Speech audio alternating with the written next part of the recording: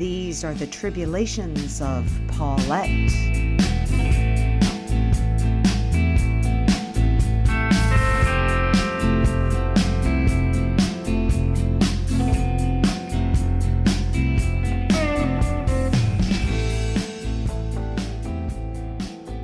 Pumped full of decaf coffee, I lie on the exam table in the office of William Wheeler, cardiologist. I am here seeking pharmacological relief for my heart, which beats very fast. I think of probable causes for this and come up with a list of things I'll need to cut loose, like booze, marijuana, and PG Tips tea bags.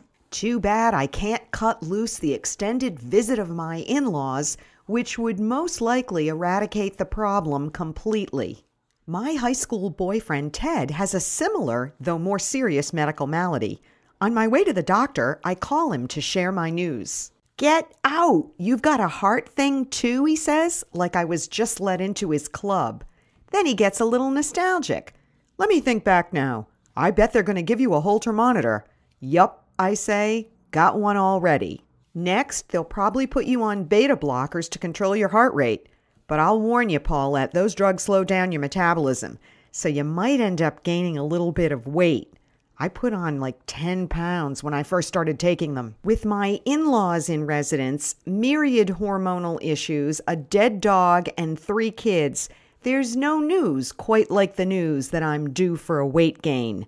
I make a mental note to stock up on X-Lax. Dr. Wheeler was the only cardiologist on the list who was able to see me right away. I find out why as soon as I meet him.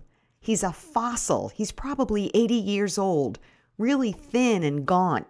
His teeth are widely spaced, and they look like they're made of wood. His office is on the 3rd floor rear of a medical office building in a suburban hospital. There are no other patients there and no sign of any modern technology. He's a rogue solo practitioner, an HMO outlaw. He asks me to undress from the waist up, hands me a gown, then disappears. A few minutes later, he comes back, muttering and feeling the pockets of his lab coat. "Lose something?" I ask. "My stethoscope," he says. "I know it's around here somewhere." "Bummer," I say. "Well, we can start anyway." A cardiologist without a stethoscope just doesn't seem quite right. Then, without warning, I feel Dr. Wheeler's cool, dry hand slip beneath the surgical gown and aggressively palpate my breasts. Whoa, wait just a minute," I say. "I'm here for an arrhythmia. I was hoping you could just listen to my heart. Maybe I'll have an EKG. You could give me some medication." "Well, we need to be thorough," he says, and he doesn't move his hand. I am thoroughly certain that my breasts have nothing to do with my heart problem, I say. "It's all part of the exam," he says, closing the gown and offering me a wan smile. "Better find that stethoscope," I say, and he totters out, scratching his head and patting his pockets. I'm confused. Did this old bugger feel me up?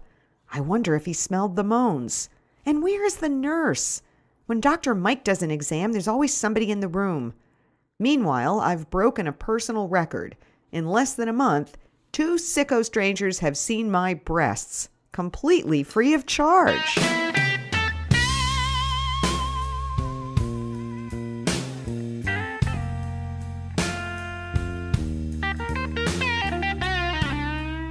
Dr. Wheeler may be a little odd, but he does hit the nail on the head during our consultation.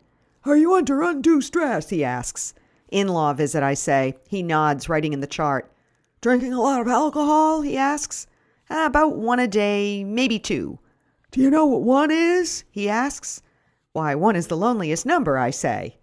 "This is 1, he says, and he holds up a Dixie cup with a red line marked on the outside. "Are you having more than this?" This guy has obviously never seen a Riedel wine glass. "How many ounces is that?" I ask. "It's about 4 ounces, he says. "I have just about 2 of those." I hate to tell Dr. Wheeler, but 4 ounces of wine wouldn't take the edge off a termite. What's more, I don't know anyone in my demographic, not a single soul who calls it a day at 4 ounces. Hell, I can spit more than that. I perform some quick, scary math. Nightly glugging at midlife has taken on alcoholic proportions. I've slid down the slippery slope. I'm hugging the embankment. Will I have to go to AA? I picture a room full of dry drunks in a church basement, thirsting for new blood and eager to hear about all the bad things I did in the 80s, or at least those I can recall. I leave with the necessary prescription and head home with a warning from Dr. Wheeler that I may feel slightly abnormal as my body begins to adjust to the medication. Don't drive anywhere until you get used to it, he warns. And remember that Dixie cup. Back at the house, my in-laws, Ricky and Trudy, are still drinking coffee. I offer to make lunch, but Trudy reminds me that in order to stay trim, she and Ricky always skip lunch. This explains why Ricky gets in a horrific mood every day at about 2 p.m. He doesn't seem to realize that his demeanor is in any way related to his blood sugar level. Trudy, who I know is secretly hungry, gratefully accepts some black bean soup. As I'm emptying the dishwasher, Susanna and Irani, my married Brazilian lesbian cleaning ladies, let themselves in the back door. Ricky and Trudy have met Susanna many times before, but they have no knowledge of her recent marriage to Irani. While Trudy eats her soup at the counter and Ricky comes into the kitchen for more coffee, Susanna and Irani organize buckets, rubber gloves, and cleaning supplies. They speak in rapid, giggling Portuguese, occasionally slapping one another on the rear end. Ricky and Trudy, who are unused to household help, much less in married lesbian form, take it all in. The girls don't pay any attention to Ricky and Trudy. Pretending to read a New Yorker, I get a rush of excitement as Susanna opens Ricky's recently brewed coffee pot, takes a sniff, then dumps the whole business into the sink. Ricky gets really upset. "That girl, she just poured out a whole pot of good coffee," he says, all worked up. "She's just doing her job," I say. "Besides, you must be done with the coffee by now. It's 1 o'clock. "Trudy and I are going for a walk up to the mall," he says. "We'll get out of your hair." "Good plan," I say, chasing one of my new pills down with a Diet Coke. I use the last few minutes I have to wash Dr. Wheeler's fingerprints off of my breasts. As I'm stepping out of the shower, the landline rings. "Pauline? It's Betsy Dubé." Betsy is the headmistress at our kids' school.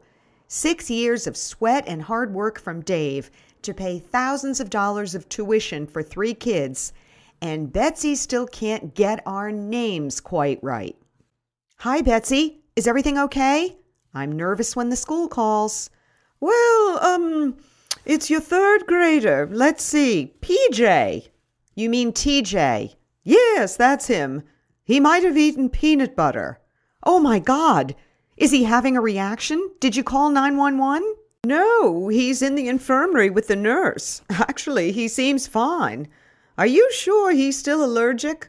"I'll be there in 20 minutes, I say, hanging up. It's slow traffic on Hammond Pond Parkway.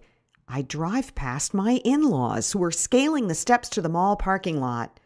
It strikes me kind of funny seeing them out of context and in the outside world.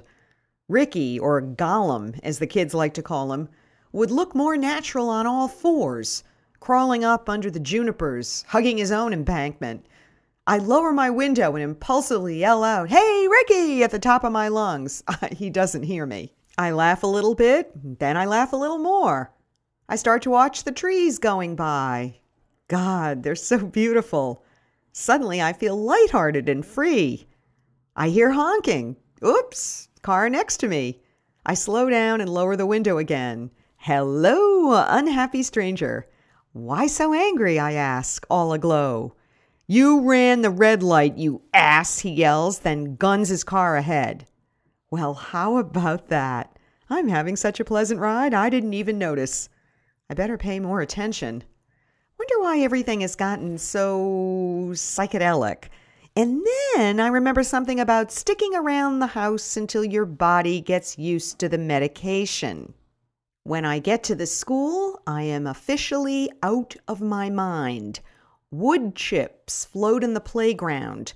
The pavement breathes in and out as I try to negotiate my way to the door. I haven't been this high since the ELO spaceship concert in 1978.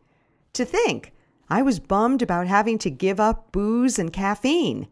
This heart medication is the greatest thing going. I skip into the infirmary and find TJ sitting in a room on a twin bed. "Ma, I almost ate peanut butter by accident," he says. I roll him around, tickling him, laughing, and very happy that he's alive to tell me this and that deadly peanuts were not, in fact, consumed. The nurse, suspicious of me, leans in and takes a good sniff of my breath as I spring TJ from the infirmary. I shake my finger at her and go to get my other kids. Somehow, I think, I'll make it home. I drive well under the influence, but the ride takes a long time because I'm so fascinated with the minutia of the road. When we get back, it's dinner time yet again. Ricky, who has resumed his post doing crossword puzzles in the den, tells me that he's really hungry. Trudy comes in to assist me with wine and cheese. I plate a beautiful creamy liqueur and some nice crackers, and I open a lovely bottle of red wine for them. 2 minutes later, as I'm making hamburgers, Ricky comes into the kitchen with the plate. "I don't like soft cheese," Ricky says. "Do you have any hard cheese? Cheese I can slice?" I wish I had a live fish to throw at him.